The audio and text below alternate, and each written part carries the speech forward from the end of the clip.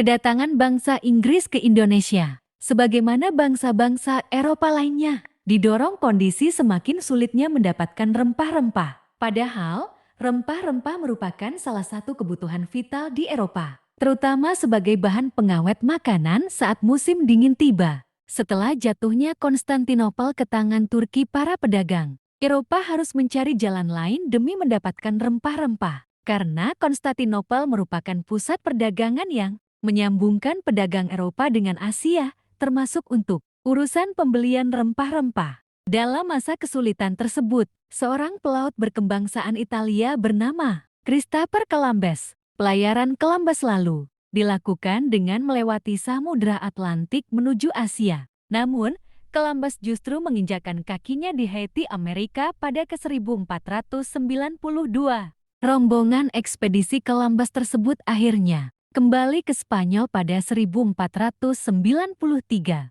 dengan membawa emas, rempah, dan Buddha. Tujuan utama mereka adalah mencari dunia timur.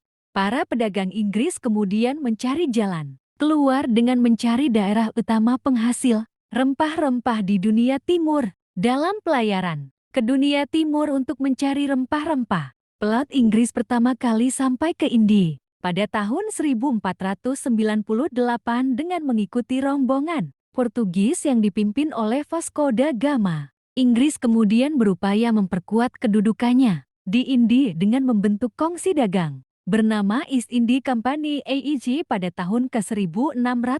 Pada tahun 1602, pemerintah Inggris mengirim utusannya ke Banten guna menjalin hubungan bilateral. Rombongan Inggris yang sampai ke Banten di tahun ke-1602 dipimpin oleh Sir James Lancaster.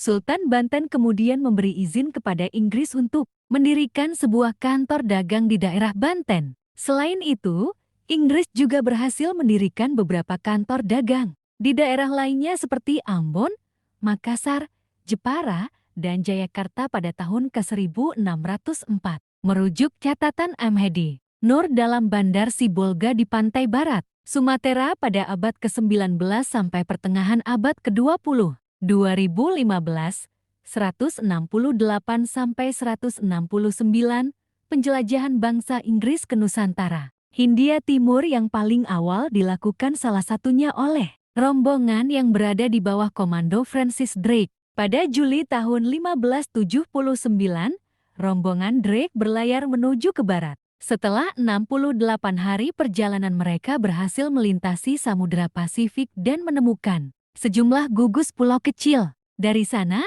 menukil keterangan di laman Britannica, Drake melanjutkan perjalanan ke Filipina.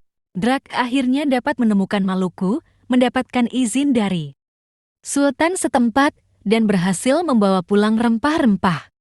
Dia kembali berlayar menuju Inggris lewat Tanjung Harapan, Afrika Selatan. Keberhasilan Drake menemukan Maluku dan membeli rempah-rempah dari sana membuat Inggris mulai menaruh perhatian terhadap perdagangan di Asia Tenggara dan Asia Timur. Kembali mengutip catatan Ahmadi Nur, pelaut Inggris yang lain, Ralph Fick, mengambil jalur ke timur untuk menuju ke Nusantara. Fick menjadi orang Inggris yang pertama yang sampai di Ormuz, Teluk Persia pada tahun ke-1583.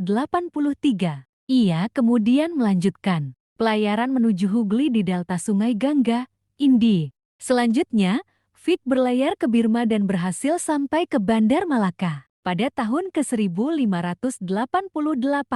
Selama 3 tahun, Fick mencermati situasi perdagangan dan pelayaran di Nusantara. Ralph Fick kembali berlayar ke Inggris dengan membawa banyak informasi yang menginspirasi para pedagang di negerinya. Kemunduran armada Spanyol pada abad 16 memberi peluang besar pelayaran bangsa Inggris ke Asia Tenggara. Maka itu, Inggris mengirim ekspedisi di bawah pimpinan Thomas Cavendish. Dalam perjalanannya, Cavendish berhasil mendarat di Maluku. Saat kembali ke barat, Cavendish mampir ke Pulau Jawa. Drake akhirnya dapat menemukan Maluku, mendapatkan izin dari Sultan setempat, dan berhasil membawa pulang rempah-rempah. Dia kembali berlayar menuju Inggris lewat Tanjung Harapan, Afrika Selatan.